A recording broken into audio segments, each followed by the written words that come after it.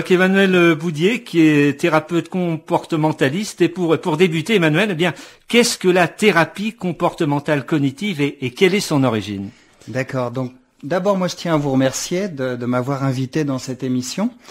Et avec plaisir. Les origines de la thérapie comportementale et cognitive sont assez lointaines. Déjà, Épictète, philosophe grec, en 50 nous disait déjà: ce qui trouble les hommes, ce sont pas les choses, mais les représentations qu'ils en fabriquent. Autrement dit, ce qui nous trouble, ce sont nos pensées négatives. La cause de nos souffrances mentales, ce sont en fait nos pensées négatives et les comportements qui en découlent. Plus concrètement, la thérapie comportementale et cognitive a débuté dans les années 60 aux États-Unis. Et elle a mis 10 ans pour traverser l'océan et arriver en France en 70. Tout le travail va être, en thérapie comportementale et cognitive, va être centré sur les pensées négatives et les comportements qui en découlent. Quel est le sens exact du mot cognitif?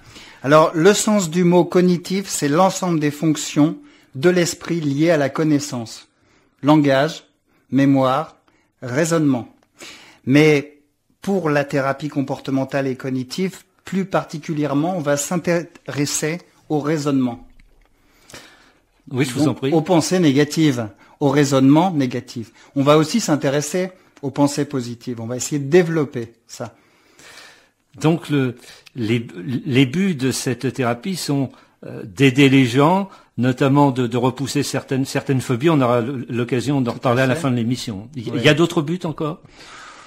C'est principalement le but, le seul but, c'est le bonheur des gens et surtout l'amélioration de l'état de santé des personnes, puisque on part du principe que ce sont les pensées négatives qui sont la cause de la souffrance mentale. Donc le but de la thérapie comportementale, améliorer le bien-être des gens. Et Emmanuel, quelle formation vous et vos collègues avez-vous reçu pour pratiquer la TCC, parce qu'on parle aussi en termes d'abréviation, la thérapie comportementale cognitive? Alors TCC, à ne pas confondre comme souvent avec TTC, oui. C'est complètement différent. La formation est réservée aux médicaux et paramédicaux. Autrement dit, médecins, psychiatres, infirmiers, orthophonistes. Elle est exclusivement réservée, malheureusement, parce que moi je trouve qu'elle pourrait être étendue à plusieurs corps de profession. Et la formation est dispensée par des psychiatres, principalement, quelques psychologues aussi, qui ont eux-mêmes étudié dans certaines écoles spécialisées en thérapie comportementale et cognitive. Il y en a très peu, il y en a 3 en France. Moi j'ai étudié à Bordeaux avec des psychiatres, voilà, pendant 4 ans. 3 ans la thérapie concernant les adultes et 1 an pour les enfants. Et ce qu'il y a intéressant de noter, Emmanuel, on en parlait en discutant avant l'émission, oui. c'est que vous avez passé 11 ans en psychiatrie, vous étiez infirmier. Tout à fait. 11 ans en psychiatrie et 1 an avec les enfants. Est-ce que cette thérapie maintenant a le vent en poupe, se développe de plus en plus? Elle a énormément le vent en poupe. Effectivement. Surtout, elle est de plus en plus enseignée à l'université, au détriment de la psychanalyse qui tente à disparaître. La psychanalyse est le modèle prédominant encore en France et en Argentine. À savoir qu'en France, la psychanalyse dans les écoles de psychologie est en passe d'être retirée. Donc il y a un holà des psychanalystes en ce moment. Mais la thérapie comportementale a vraiment le vent en poupe. Elle a surtout le vent en poupe dans la thérapie des 3e vagues. Donc, à partir de 2000, on s'est intéressé donc à l'acceptation des émotions, la méditation, et surtout grâce à Christophe André, psychiatre, qui a sorti un livre sur la méditation. Et grâce à lui, vraiment, la thérapie comportementale a vraiment le vent en poupe. Donc, ce qu'il faut bien dire à nos auditeurs pour qu'il n'y ait pas la moindre ambiguïté, c'est que cette thérapie est totalement reconnue, officialisée par le corps médical et les autorités. Elle est reconnue par la Haute Autorité de la Santé. Elle est reconnue et enseignée par des médecins eux-mêmes. Elle est testée scientifiquement. Et elle est en perpétuelle évolution, en quête d'efficacité. Donc, il y a des recherches permanentes pour améliorer l'efficacité de cette thérapie. Alors, Emmanuel Boudier, en termes de durée, combien de temps, combien de séances pour être efficace? Alors, on va dire que certains clients viennent me voir et pensent que j'ai la baguette magique d'Harry Potter. C'est-à-dire qu'en 2 séances, tout va disparaître. C'est une thérapie qui est brève puisqu'elle est effectivement centrée sur le problème du moment et un peu moins sur le passé. Qui dit brève ne dit pas 2 séances. 10, 15 séances, voire pour certains problèmes un peu plus. Voilà. Et quelle est la durée maximale d'une séance et l'espace entre chaque séance? Alors, certains psychiatres ou psychologues prennent une demi-heure. Moi, personnellement, j'ai choisi, pour avoir plus de temps avec le patient, 45 minutes. L'espace, quand c'est un problème assez grave comme une dépression, et si les gens financièrement peuvent se le permettre, c'est toutes les semaines. Sinon, toutes les 15 jours. Au-delà de 15 jours, c'est plus difficile, puisque c'est un entraînement cérébral, comportemental à changer.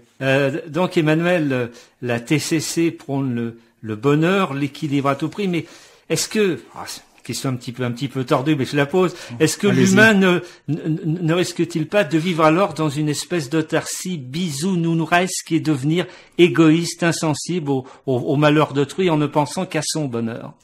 Oui. Alors, effectivement, la TCC prône le bonheur, mais pas à tout prix.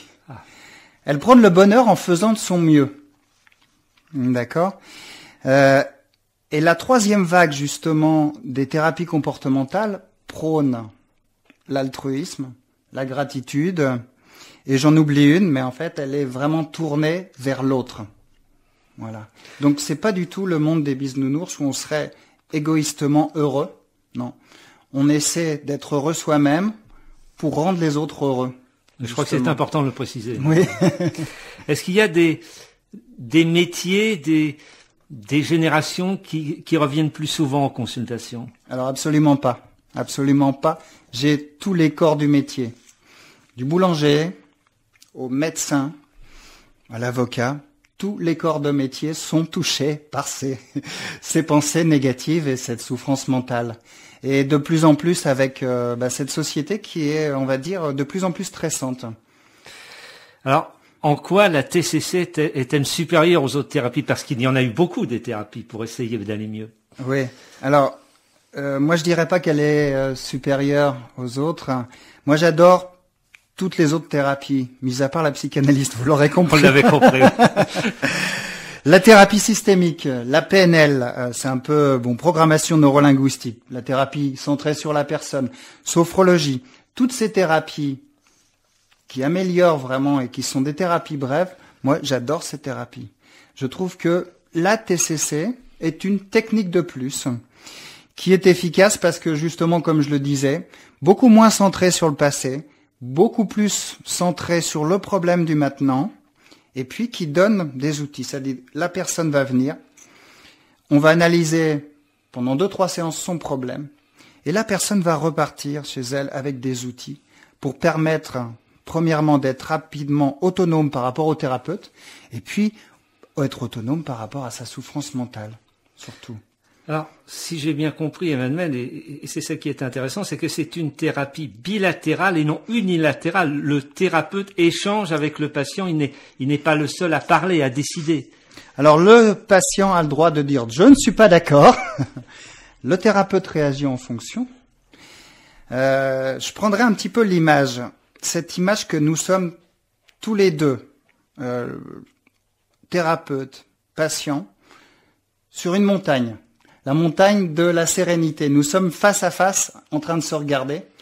Moi, je suis passé par des chemins difficiles, comme le patient. Je connais mieux les chemins, et je suis un peu plus haut que lui. Et je lui dis, du haut de ma montagne, je lui dis, ce chemin est épineux, prenez plutôt à gauche, à droite, et voilà. Et ensemble, nous dialoguons sur le chemin à prendre. S'il n'est pas d'accord sur le chemin, on va dialoguer. Et c'est surtout ce qui est important, c'est que c'est le patient qui va déterminer ce qu'il veut changer en lui. Je vais peut-être l'amener à pointer certains problèmes, mais c'est lui vraiment, au final, qui va décider ce qui est important pour lui de changer. Et c'est comme ça que ça va mieux marcher. Est-ce que nous avons tendance parfois à ne pas tenir suffisamment compte de notre esprit, à ignorer ou expédier des rêves, des pensées insolites qui font pas assez sérieuses, des souvenirs paraissant sans intérêt, à les prendre de haut, si j'ose dire. Tout à fait. Alors beaucoup de mes patients viennent et puis essaient de parler de généralité. Moi, tout l'art, c'est vraiment de parler un peu avec eux de ce qui les obsède. On parlait ensemble avant l'émission de la façon de s'habiller, la couleur de cheveux. Tout ça, pour moi, oui, c'est important puisque ça révèle un peu les besoins de la personne et aussi ses obsessions peut-être mentales. Donc, il est important quand même de regarder ses pensées, tout à fait. Emmanuel, est-ce que notre comportement n'est-il pas trop guidé par celui des autres? Est-ce qu'on se cherche pas trop de modèles, de calques, si j'ose dire? Alors, notre comportement est énormément guidé par celui des autres, et notamment par les médias, et notamment par la télé. Mais par contre, et là je dis par contre, les modèles pour moi sont importants, puisque si on prend modèle par exemple, Mère Teresa, le Dalai Lama, Nelson Mandela, ces gens sont vraiment des modèles inspirants. Et pour moi, c'est important de s'inspirer de ces personnes-là et de suivre leur mode de pensée, leur action. Voilà. Les modèles sont importants. Oui, si on prend une vedette de la télé-réalité, Nabila, c'est un petit peu différent. Pour Nabila, allô, c'est un modèle que je ne conseille pas à suivre, mais elle est très habile puisqu'elle a sorti un bouquin, donc elle est vraiment dans le marketing. Femme peut-être d'affaires. qu'elle a réussi, femme d'affaires. Donc c'est peut-être un modèle à prendre pour les hommes d'affaires. Elle a sorti un bouquin sur Allo et tout le toin-toin. Allo, c'est encore la communication. Voilà, c'est encore la communication. Est-ce que vous trouvez, Emmanuel, que notre société actuelle aiguise trop la sinistrose, met en avant des choses négatives qui rendent les gens pessimistes, justement? Alors, tout à fait. Il y a des tas de mauvaises nouvelles qui nous sont annoncées aux informations. Et dans le monde, il se passe des tas de bonnes nouvelles. Et ça, on en parle très très rarement. Moi, je conseille souvent à mes clients de faire une pause, une diète médiatique pour les plus déprimés d'entre eux. Et au bout d'une semaine, 15 jours de pause médiatique, ils se sentent un petit peu moins tristes. Je l'avais observé pour moi-même, où les informations avaient tendance à me rendre un petit peu triste. Voilà. Est-ce que surmonter un problème particulier, quel qu'il soit, donne la clé pour en affronter d'autres plus tard? Tout à fait. C'est ce qu'on appelle en thérapie la généralisation. Si on a moins peur de quelque chose, on va vraiment avoir tendance à avoir beaucoup plus de confiance en soi et ça va nous permettre d'affronter d'autres peurs. Autrement dit, si on affronte une banale peur des araignées, par exemple, on va avoir beaucoup moins peur, par exemple, de prendre la parole en public. On va avoir ce processus, en fait, de confiance en soi qui va se mettre en place. Et savoir qu'on est capable de vaincre une peur va vraiment nous booster. Et Emmanuel, est-ce que vous pouvez évoquer pour nous quelques cas concrets de personnes en respectant leur anonymat, bien sûr? Tout à fait. Alors, pour voir un petit peu, démontrer la puissance des pensées négatives sur notre esprit, j'avais une cliente qui avait peur des serpents. Et manque de chance, elle habite à la campagne, et c'était la seule du village à voir cette couleuvre qui passait dans son jardin chaque année. Elle était ensuite complètement terrorisée. Sa pensée négative, c'était qu'elle allait se faire mordre par la couleuvre. Tout le monde sait que la couleuvre est inoffensive et n'attaque pas ou ne mord très peu. Elle avait l'impression que cette couleuvre allait faire un bond de 5 mètres, comme dans Anaconda, le film. Elle allait lui sauter à la gorge. Ouais. Et du coup, son comportement qui en découlait, ça devait être terrible. C'était terrible pour elle, puisque elle était, quand elle voyait la couleuvre, incapable de traverser sa cour. Elle était obligée d'appeler sa mère pour traverser sa cour pour aller au travail. Et elle avait même peur des serpents à tel point que quand elle lisait le livre de la jungle avec son fils, elle avait peur du serpent. Donc tout le travail a été de lui démontrer que la couleuvre était un animal inoffensif. Elle a fait les recherches elle-même, qu'un serpent ne pouvait pas faire un bond de 5 mètres comme un kangourou, parce que ça a pas de pattes. Et tout mon travail a été de l'amener petit à petit à lui faire déjà regarder le serpent du livre de la jungle avec son fils, de lui faire regarder des photos de serpents, de toucher un serpent mais sur l'ordinateur, toucher un serpent en plastique, toucher un serpent en bronze. Ensuite, elle a arrêté la thérapie, sans doute qu'elle se sentait mieux, mais le top du top aurait été qu'elle aille à l'île aux serpents et qu'elle aille se confronter aux serpents, si elle souhaitait. Mais elle n'a pas souhaité aller plus loin. On respecte vraiment la volonté du patient et son objectif, comme je le disais tout à l'heure. Est-ce que vous avez un autre cas concret, Emmanuel?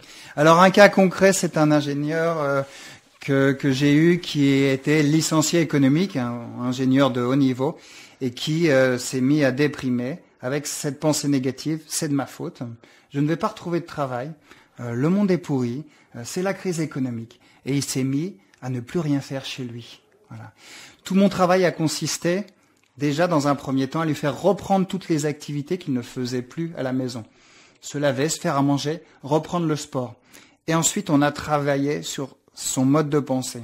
Certes, le monde n'est pas facile, mais il est ingénieur. Certes, il a été licencié, mais c'est pas forcément de sa faute. Il était le dernier arrivé, il a été licencié économique. Et à partir d'une remise en question du comportement et des pensées négatives, il a pu reprendre ses recherches et trouver du travail par la suite. Bon, il a mis quand même 6 à 8 mois pour retrouver un travail. Le but de la thérapie comportementale, c'est pas tout le monde il est beau, tout le monde il est gentil. C'est d'accord, j'ai cette pensée négative là, mais en même temps, est-ce que je peux pas trouver une pensée beaucoup plus réaliste? Je pense que c'est de ma faute, que je vais pas trouver du travail facilement. C'est possible que je retrouve pas du travail facilement, mais en même temps, c'est possible aussi que j'en recherche. Si je me donne les moyens, j'en trouve un, si je me donne les moyens d'en chercher un. Alors Emmanuel, j'ai encore beaucoup de questions à vous poser. Il nous reste 7-8 minutes, donc je vous demanderai, vous m'en excuserez, des réponses de plus en plus brèves. Est-ce qu'il y a des exercices à faire chez soi? Il y a énormément d'exercices. Il y a des exercices écrits, donc de remise en question des pensées. Il y a des exercices comportementaux, se confronter à ses peurs de manière douce et non brutale. En ce qui concerne les serpents, elle devait regarder les serpents ou toucher un serpent à l'image sur l'ordinateur. Il y a des exercices aussi de relaxation. Donc les exercices sont nombreux et variés et il y a beaucoup d'outils que je donne. Par exemple, un exercice de relaxation que vous donnez à faire? Eh ben, la méditation, qui est mon principal exercice, où on est vraiment centré sur le souffle, sur nos émotions, sur le bruit autour, sur nos sensations, ce qui nous permet non pas de nous déconnecter, mais de nous ancrer en nous, de regarder passer nos pensées négatives, de réduire leur volume sonore, et ça amène vraiment du bien-être. Voilà. Alors, Emmanuel Bouthier, la thérapie comportementale cognitive concerne aussi bien les enfants que les adultes, les couples comme les gens seuls. Elle concerne les adultes, elle concerne aussi les enfants, qui sont très réceptifs à ça, puisqu'ils sont habitués à faire des exercices. Ils sont tout le temps à l'école, donc ils sont très réactifs. Ça concerne les familles, parce que quand je reçois un enfant, je travaille beaucoup avec la famille seule aussi. Ça commence par l'éducation, donc je donne des conseils parentaux. Et le couple aussi. Le couple, ça va être favoriser la communication du couple. À la fin, qui décide ou non de se séparer, le but de la thérapie de couple, ça va être qu'ils sachent communiquer ensemble. Emmanuel, quelles sont les phobies les plus récurrentes? Alors, les phobies des serpents, les phobies du noir, la peur du noir, c'est des phobies simples qui sont dites simples mais compliquées par le patient. Les patients me disent c'est très compliqué pour eux. On en trouve très peu. J'en trouve très peu. Personnellement, c'est la phobie sociale, donc la peur du regard des autres, d'être jugé négativement, donc peur du parler en public, peur d'être regardé par les autres, peur de parler, peur d'aller à une soirée. Et la deuxième phobie que je rencontre souvent, c'est l'agoraphobie. Donc la peur de rester coincé dans un endroit, de faire une attaque de panique, de pas être secouru. C'est-à-dire quelqu'un qui est sur l'autoroute, loin de tout hôpital, peut déclencher une crise de panique avec agoraphobie. Il est coincé dans sa voiture, il est sur l'autoroute, il va pas être secouru tout de suite. Il a la peur de faire une crise de panique. Voilà. Vous parliez tout à l'heure des médias, Emmanuel. Est-ce que parfois les gens conditionnés par ces médias ne s'inventent pas des troubles, des phobies, comme par exemple les fameux TOC, les troubles obsessionnels compulsifs dont on a tant parlé sur des tas d'antennes? Ouais. Alors les gens peuvent effectivement être influencés par ces médias et arriver à me demander s'ils ont ça, mais ils sont rares. Les gens par contre qui sont très inquiétés par ces pathologies, c'est ce qu'on appelle l'hypocondrie. Et là, ils doivent être soignés, puisque ça perturbe réellement leur vie. Réellement. Alors, il y a aussi les addictions diverses, les troubles alimentaires, tels la boulimie ou l'anorexie. Oui. Comment on peut venir à bout de ces troubles alimentaires? C'est peut-être un peu plus long, non? Alors, la boulimie un peu moins, l'anorexie beaucoup plus. La boulimie on va consister donc à étudier le comportement. Je vais demander des exercices à la personne. Elle va me lister ce qu'elle mange et les pensées qui sont associées. Je suis trop grosse, j'ai trop mangé. Et ensuite, on va l'amener donc à cesser les régimes. Et puis retrouver la satiété, c'est-à-dire ne plus avoir faim. Concernant l'anorexie, c'est un peu plus compliqué. On va travailler beaucoup. On va d'abord demander à la personne de lister tout ce qu'elle mange et ses pensées qui sont associées. Donc, si je mange trop, je vais grossir. Si je grossis, je ne vais pas plaire aux autres. Donc là, on a l'influence de la télé et des top modèles et des régimes. Et puis, je vais travailler avec la personne sur son comportement alimentaire, la faire remanger, mais petit à petit, à son rythme. Voilà. Et effectivement, l'anorexie mentale, c'est beaucoup plus long. On va parler de 20 à 25 séances. Alors, la TCC lutte, vous en parliez également tout à l'heure, contre la dépression. Est-elle vraiment suffisante pour cette maladie qui est si dure et si complexe et que des gens traînent parfois pendant des années? Alors, les études cliniques ont démontré que la TCC était aussi efficace qu'un traitement médicamenteux dans les dépressions d'intensité moyenne à modérée. Par contre, quand on touche la dépression sévère, la dépression dite mélancolique, où la personne est au fond de son lit, le traitement médicamenteux est une béquille. L'hospitalisation, et parfois, s'impose. Mais dans tous les cas de dépression, il est important de consulter son médecin traitant qui va nous diriger vers un spécialiste. Les traitements dans la dépression sont vraiment une béquille aussi. Alors, très concrètement, Emmanuel Boudier, car nous arrivons déjà à la fin de cette émission, où vous trouvez, comment vous joindre? Alors moi, je suis à Parthenay, dans les Deux-Sèvres. Comment me joindre? Vous pouvez aller directement sur mon site internet qui s'appelle thérapie-comportementale.net. Et là, vous avez donc un icône avec un contact où vous pouvez directement me contacter par email. Vous avez aussi le numéro de téléphone qui est sur ce site. Et Emmanuel, est-ce que vous voudriez ajouter quelque chose que mes questions n'auraient pas évoqué sur cette thérapie comportementale cognitive? Alors, moi, j'invite vraiment les gens à se tourner vers cette thérapie comportementale. Et on n'a pas parlé de la psychologie positive, pour finir avec ça, qui est plutôt l'étude non pas des processus qui ne marchent pas, des dysfonctionnements, mais plutôt l'étude de tout ce qui marche bien. C'est-à-dire tout ce qui nous fait plaisir, l'étude du bonheur, l'étude des pensées positives. Voilà. Voilà. Mais vous l'avez compris, Emmanuel, on ne peut pas être exhaustif car la pendule rend son verdict impitoyable. Merci infiniment, Emmanuel Boudier. Merci à vous. De nous avoir éclairé sur cette TCC, la théorie comportementale cognitive. Au revoir.